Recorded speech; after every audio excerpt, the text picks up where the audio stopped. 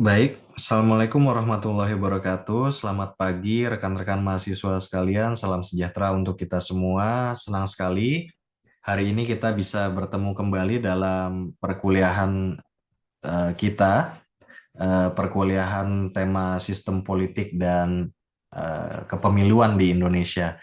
Nah, rekan-rekan sekalian, di perkuliahan sebelumnya saya sudah menjelaskan di materi pengantar mengenai partai politik dan fungsi-fungsinya dalam konteks demokrasi atau kehidupan demokrasi. Nah, rekan-rekan sekalian, saya hanya sekedar ingin merefresh sedikit bahwa pengertian dari partai politik itu adalah sekelompok organisasi atau individu-individu yang memiliki tujuan, cita-cita, atau ideologi yang sama, dan mereka berkumpul dalam satu wadah organisasi bernama partai politik untuk bertarung memperebutkan kekuasaan dalam sebuah negara demokrasi. Nah, salah satu fungsi dari partai politik itu adalah sebagai sarana penampung atau sarana menampung aspirasi atau keterwakilan dari masyarakat atau rakyat di dalam suatu negara atau struktur sosial politik. Nah, dari definisi kemudian dan fungsi partai politik tadi, sedikit kita bisa masuk untuk melihat sebenarnya bagaimana konteks perkembangan partai politik khususnya di Indonesia.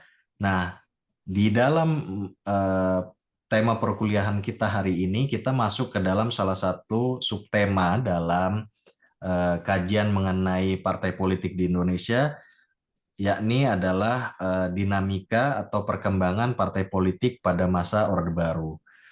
Nah, rekan-rekan sekalian, rezim atau pemerintahan Orde Baru adalah satu rezim yang bertahan cukup lama dalam konteks kekuasaan politik Indonesia.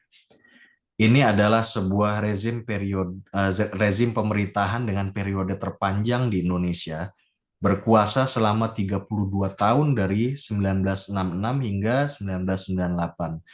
Nah, Orde Baru sendiri adalah istilah yang digunakan untuk membedakan dengan rezim pemerintahan sebelumnya di bawah kepemimpinan Presiden pertama sekaligus proklamator pertama Republik Indonesia, Insinyur Soekarno.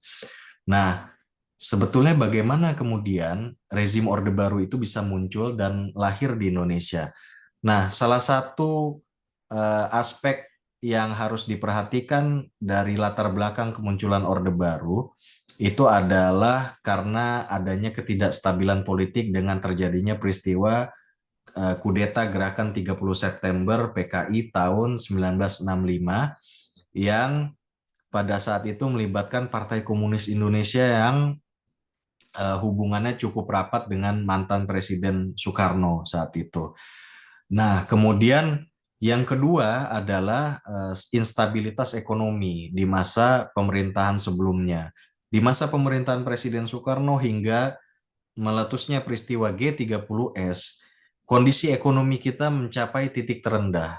Nah, apa indikatornya? Salah satu indikatornya adalah inflasi atau tingkat inflasi kita yang mencapai 650%. Kemudian harga barang melonjak sangat tinggi dan masyarakat Indonesia saat itu bisa dikatakan sebagian besar berada dalam jurang kemiskinan.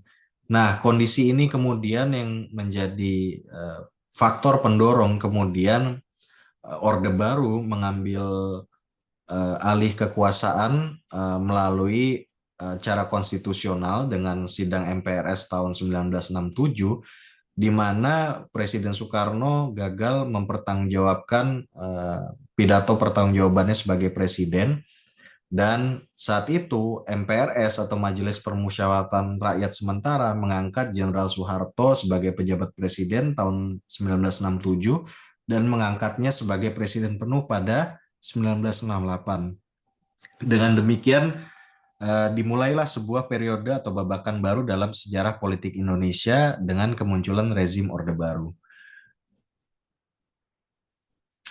Nah, pengalaman sebelumnya di masa Orde Lama, di mana ada ketidakstabilan politik dan ekonomi, itu membuat rezim Orde Baru ketika berkuasa, dia menetapkan standar atau kebijakan baru dalam arah pembangunan Indonesia. Ada dua elemen utama yang ditekankan oleh pemerintahan Orde Baru saat itu, yakni yang pertama stabilitas politik, yang kedua stabilitas ekonomi. Nah, dalam hal stabilitas politik, nanti kita akan lihat ada berbagai kebijakan yang diambil oleh pemerintah Orde Baru. Misalnya lewat penyederhanaan partai politik, kemudian penerapan dui fungsi ABRI, kemudian ada juga penyeragaman ideologi sosial politik di dalam satu asas tunggal, yakni asas tunggal Pancasila, dan kemudian korporatisme negara, atau menggabungkan seluruh elemen-elemen sosial politik yang ada dalam struktur masyarakat Indonesia, misalnya kelompok buruh, petani, guru, kelompok profesi, ataupun yang lainnya ke dalam satu wadah organisasi yang bisa memberikan dukungan penuh kepada seluruh kebijakan-kebijakan pemerintah.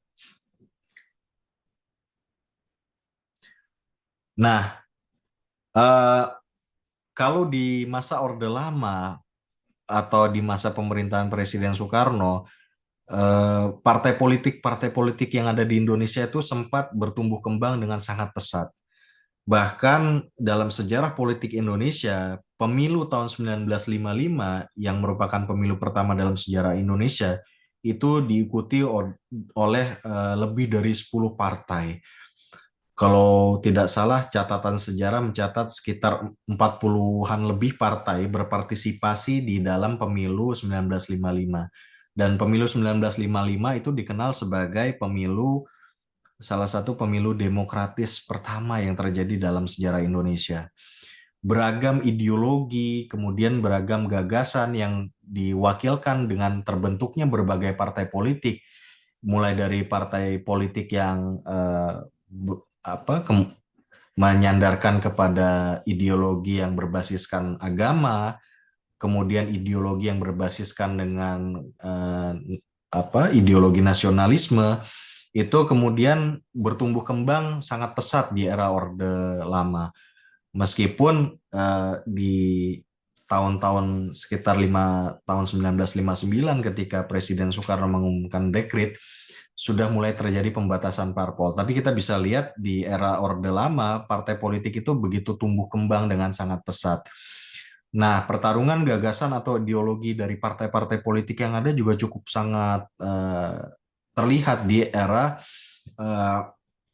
awal kemerdekaan hingga era pertengahan era Orde Lama atau pemerintahan Soekarno.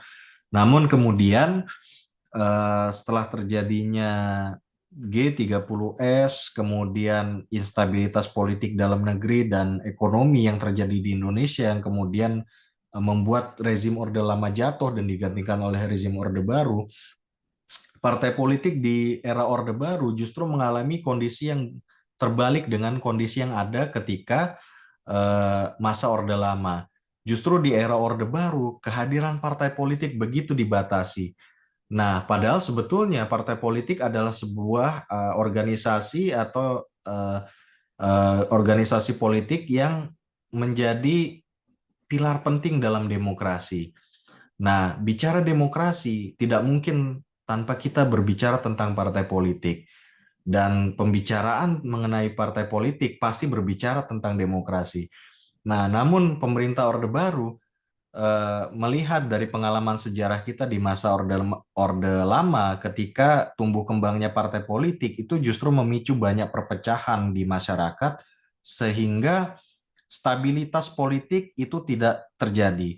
Dan kemudian ketika masyarakat sibuk bertarung dengan ideologi politik dan gagasan, justru pembangunan ekonomi menjadi terbengkalai. Hal ini yang kemudian mendorong pemerintah Orde Baru untuk tidak menaruh perhatian yang penting terhadap kehadiran partai politik.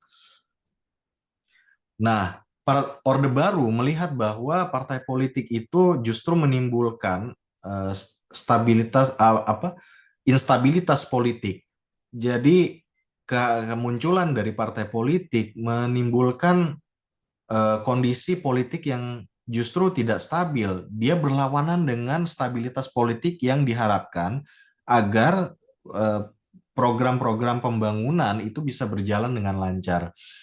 Nah, kita bisa lihat berkembangnya partai politik dalam kacamata atau perspektif rezim Orde Baru justru memicu pertentangan ideologi dan menyulitkan pengambilan kebijakan-kebijakan di bidang ekonomi. Kemudian berkembangnya partai politik justru menimbulkan gejolak politik yang akhirnya memuncak dengan pemberontakan G30S yang dituduhkan Partai Komunis Indonesia terlibat di dalamnya. Nah, akibat antipati rezim Orde Baru yang begitu besar terhadap partai politik dan melihat sejarah perkembangan partai politik yang justru menimbulkan instabilitas politik dan ekonomi, maka rezim Orde Baru melakukan serangkaian langkah yang bertujuan untuk membatasi ruang gerak partai politik. Ada beberapa kebijakan-kebijakan yang diambil oleh rezim Orde Baru. Misalnya, sejak awal rezim Orde Baru menancapkan kekuasaannya, sudah mulai ada upaya-upaya untuk membatasi perkembangan partai politik di Indonesia. Misalnya PNI yang dekat dengan Presiden Soekarno dituntut untuk membubarkan diri pada tahun 1967, atau rezim Orde Baru Soeharto menolak keinginan Bung Hatta selaku proklamator pertama Republik Indonesia dan wakil presiden pertama kita bersama beberapa aktivis HMI atau Himpunan Mahasiswa Islam saat itu untuk mendirikan Partai Demokrasi Islam Indonesia. Kemudian ada langkah politik lain yang juga sangat drastis diambil oleh rezim Orde Baru terkait dengan partai politik di Indonesia, yakni ada dua yang saya catat menjadi salah satu kunci kebijakan politik Orde Baru terhadap partai politik di Indonesia, yakni kebijakan fusi partai atau penggabungan partai politik tahun 1973 dan penerapan asas tunggal Pancasila.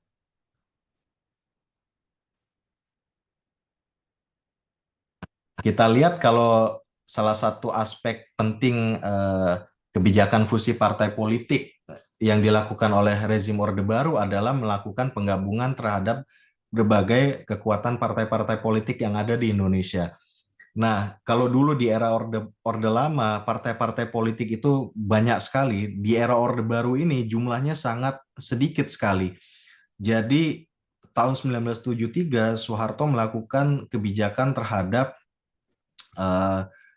kebijakan terhadap partai politik yang ada di Indonesia dan mengelompokkannya hanya kepada tiga kekuatan partai politik, yakni Partai Persatuan Pembangunan untuk mewakili kepentingan kelompok-kelompok Islam, kemudian golongan karya yang banyak didukung oleh kelompok birokrasi dan pegawai negeri sipil saat itu di bawah kendali pemerintah Orde Baru, dan Partai Demokrasi Indonesia yang banyak mewakili kelompok nasionalis saat itu.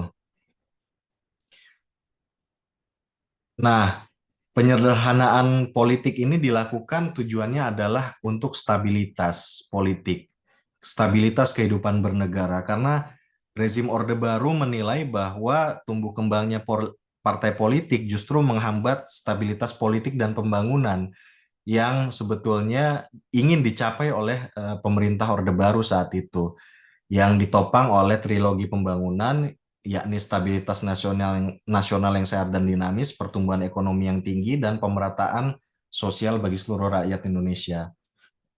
Nah, dampak kebijakan fusi partai politik dan pelarangan terhadap tumbuh kembangnya partai politik yang sangat pesat di era Orde Baru adalah beberapa yang kita lihat adalah basis pemilih partai-partai yang ada kemudian semakin berkurang karena tidak mampu untuk merepresentasikan kelompok mereka. Dan di dalam setiap pemilihan Orde Baru itu yang dimenangkan oleh partai golongan karya saja. Nah, jadi inilah yang membuat kebijakan partai politik di masa Orde Baru mengalami penyusutan atau pengekangan oleh rezim pemerintahan saat itu. Demikian kira-kira inti dari perkuliahan kita yang bisa saya sampaikan hari ini. Terima kasih. Assalamualaikum warahmatullahi wabarakatuh.